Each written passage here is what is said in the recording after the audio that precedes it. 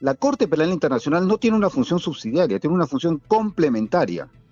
Y la dimensión complementaria de la Corte hace que el fiscal de la Corte Penal Internacional no esté sentado esperando a ver qué hacen las autoridades nacionales.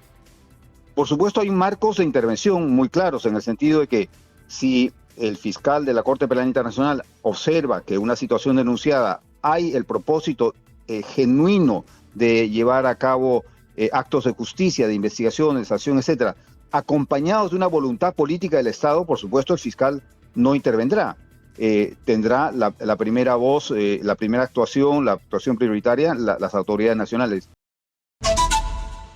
Y estamos ahora conectados con el doctor, el abogado Antonio Maldonado. Como ustedes saben, él fue procurador anticorrupción, pero él lo hemos convocado porque es uno de los firmantes de la denuncia que se ha presentado ante la Fiscalía de la Corte Penal Internacional, que tiene, como ustedes saben, sede en La Haya, cuya competencia, como dice la declaración que firman quienes han presentado esta denuncia, el Perú ha reconocido el año 2001 la competencia de esta corte y de lo que se trata es de una denuncia contra las autoridades del Perú implicadas en los hechos que han tenido como consecuencia la muerte de 49 peruanos y de al menos 344 heridos, hechos ocurridos entre diciembre del 2022 y enero del 2023. Antonio, muy buenos días. Exitosa. Antonio, ¿me escuchas ahora? Creo que no me está escuchando, señora Magariño. Ahí está conectado, pero no me escucha. Antonio. A ver, como decía, les voy a leer la lista de los firmantes. Son Marisol Perestello, Walter Albán, ex defensor, Indira Wilca, ex congresista Osvaldo de Rivero, diplomático, Mirta Vázquez, exministra también, Diego García Sayán, que no necesitamos describir quién es, Pepi Patrón, Carlos Rivera Paz, abogado del IDL, Sonalí Tuesta, que tampoco necesita presentación, Hugo Cabieses, Mesías Guevara, Harold Forsyth, José Burneo Labrín, Oscar Vidarte, el humorista Nicolás Yerobi y Antonio Maldonado, que está precisamente conectado con nosotros en la línea. Ahora sí, estamos conectados. Antonio.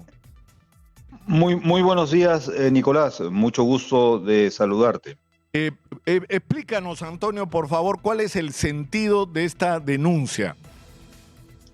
Mira, Nicolás, esta denuncia expresa la preocupación de un grupo de ciudadanos por el curso de investigaciones que se están llevando a cabo en el Ministerio Público en este momento por las masacres de diciembre del 2022 y comienzos del 2023 y el riesgo que se cierne sobre ellas de no sanción penal y menos administrativa o civil, esto es de impunidad, y ello debido a que el Estado peruano, a través de sus dos órganos más importantes, el Congreso y el Gobierno, en los últimos meses ha llevado a cabo acciones que demuestran que no tiene la mínima voluntad de cumplir con el principio de complementariedad al que está obligado el Estado peruano al haber se adherido al Estatuto de Roma, al Estatuto que creó la Corte Penal Internacional. Y estas dos situaciones, la falta de voluntad política y el riesgo que se cierne sobre la conformación o la creación de escenarios de impunidad, nos ha llevado a pedir la intervención de la Oficina del Fiscal Penal Internacional a los efectos de que evalúe los hechos que denunciamos, que configurarían hechos bajo el artículo 7 en particular del Estatuto de Roma referidos a crímenes de lesa humanidad. Es decir, hechos que no solo significan la comisión de violaciones de derechos humanos, que no solo significan la comisión de graves violaciones de derechos humanos, sino que llenan los requisitos establecidos en el Estatuto de Roma, en particular en el artículo 7, para ser caracterizados o calificados como crímenes de lesa humanidad.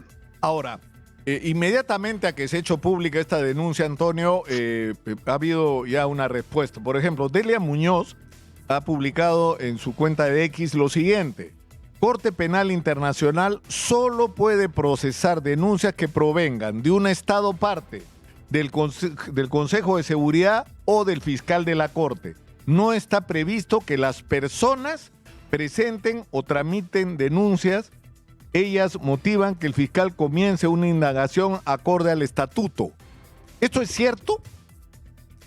Mira, Nicolás, eso es cierto y esto no está en discusión. Nadie está discutiendo las habilitaciones legales que bajo el Estatuto de Roma y el Derecho Penal Internacional tienen, existen para que lleguen denuncias ante la Corte Penal Internacional. En efecto, son tres vías: la vía de los estados, la vía del Consejo de Seguridad y la vía de la actuación de la Fiscalía Penal Internacional de oficio. Eso no está en discusión.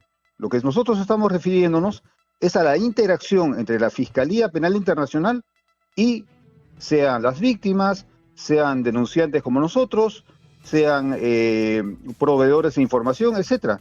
Y eso es una práctica antiquísima desde la creación de la Corte Penal Internacional en la relación entre la Fiscalía Penal Internacional y los escenarios donde han ocurrido los graves crímenes. Lo demuestra la experiencia de Colombia. La experiencia de Colombia es riquísima en el sentido de que hay una interacción muy fluida entre la Fiscalía Penal Internacional, tanto en su predecesora como en el actual fiscal, con las víctimas, con las organizaciones de la sociedad civil, con el propio Estado. De tal manera que ir por ese tipo de argumento, perdón, hay que ser un poquito serios, y esto no es lo que estamos discutiendo.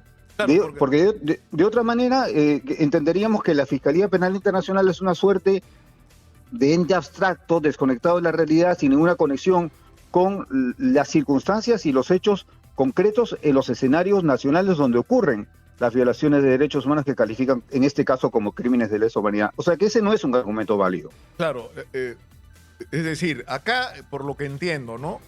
Lo que ustedes han hecho, este colectivo que se ha formado alrededor de esta denuncia, es reclamarle al fiscal de la Corte Penal Internacional su intervención en este proceso. Así es decir, no es. Es que son los ciudadanos que firman los que están denunciando directamente porque no tienen la atribución legal según el estatuto, ¿no es cierto? Si no es el fiscal. Entonces te diriges al fiscal y le dices al fiscal: oiga, fiscal, mire lo que ha pasado. Es más, ustedes incluyen los pronunciamientos de diversas cancillerías con respecto a estos hechos y de organismos internacionales, ¿no?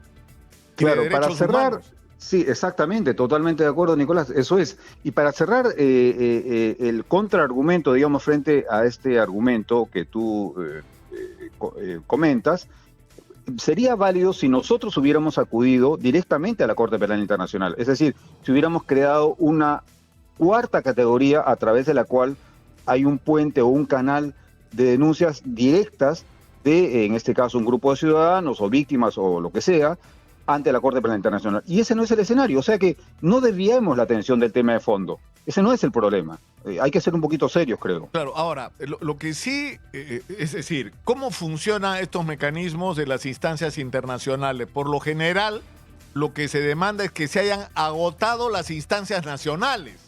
¿No es cierto? Bueno, es decir, que hayas llegado a la conclusión de que en las instancias nacionales no estás encontrando justicia y por lo tanto te ves obligado a recurrir a las instancias internacionales. ¿Esto es así? O sea, que podría haber una respuesta de la Fiscalía Penal Internacional diciendo: un momentito, tenemos que esperar que termine la investigación en Perú. La regla del previo agotamiento de los recursos internos se aplica a órganos que tienen intervención subsidiaria, tipo la Comisión o la Corte Interamericana de Derechos Humanos, sobre todo la Corte Interamericana de Derechos Humanos. Pero a diferencia de lo que han sostenido colegas, y yo discrepo con ese punto de vista, la Corte Penal Internacional no tiene una función subsidiaria, tiene una función complementaria. Y la dimensión complementaria de la Corte hace que el fiscal de la Corte Penal Internacional no esté sentado esperando a ver qué hacen las autoridades nacionales. Por supuesto, hay marcos de intervención muy claros en el sentido de que si el fiscal de la Corte Penal Internacional observa que una situación denunciada hay el propósito genuino de llevar a cabo actos de justicia, de investigación, de sanción, etcétera, acompañados de una voluntad política del Estado, por supuesto el fiscal no intervendrá. Tendrá la primera voz, la primera actuación, la actuación prioritaria, las autoridades nacionales. Pero en casos como en el Perú, donde el Congreso aprueba una ley contraria absolutamente a todo el derecho penal internacional, al derecho internacional público, al derecho internacional humanitario, etcétera, etcétera, que es esta ley famosa Rospilius y Cueto, y todos los días el gobierno nos da muestras de que no tiene la menor voluntad de apoyar al Ministerio Público en su tarea de investigación de estos gravísimos sucesos. En esos contextos estamos ante un escenario legítimo donde estamos planteando que el fiscal penal internacional analice los hechos que exponemos, que están sustentados además, como tú bien dices, en informes muy serios, informes del Departamento de Estado, de la Unión Europea, de la oficina... El informe, Antonio, de Amnistía Internacional es demoledor, porque ha revisado, no todos, ¿no? Lamentablemente, pero todos los casos que a los que ha podido tener acceso y que ha investigado exhaustivamente. La conclusión es que esta gente fue víctima de ejecuciones extrajudiciales, que no debieron morir, que terroristas no eran, es decir, exactamente, que la información y el contexto que se creó era absolutamente perverso y falso, ¿no? Y con autoridad, sí, exactamente, perdón. Y con autoridades que actuaron en pleno conocimiento de lo que hacían, es decir, tenían motivos para saber que la activación de fuerzas que portaban armas, que iban a ejercer la violencia por las armas, una actuación que no era controlada, iba a producir esos resultados. Tenían más que elementos suficientes para conocer eso. Sin embargo, no solo en particular de parte de los máximos responsables, como se llama en el Estatuto de la Corte Penal Internacional, artículo 28, en cuanto a la responsabilidad superior, no solo no detuvieron, en el caso de la presidenta, los presidentes del Consejo de Ministros, los ministros de Defensa, etcétera, no detuvieron ni controlaron estas acciones, sino que además las alentaron. Y esas acciones ocurrieron no en una semana, ocurrieron en al menos 3 meses. Y luego los ejecutores fueron promovidos y ascendidos y premiados. Antonio, te agradezco mucho por habernos atendido, y esto evidentemente va a abrir la controversia que es absolutamente necesaria sobre lo que pasó en ese momento. Para mí, yo recuerdo esos días. Si la señora Dina Boluarte hubiera honrado su compromiso de que si salía Castillo ella renunciaba y se adelantaban las elecciones, no tendríamos esa herida abierta que tenemos abierta en este momento. Porque o no hubiera muerto nadie, o tal vez hubieran sido muchísimo menos las víctimas que tendríamos que lamentar en este momento. Pero en fin, muchas gracias, Antonio. Gracias a ti, Nicolás. Un gran abrazo, cuídate. Antonio Maldonado ha estado con nosotros.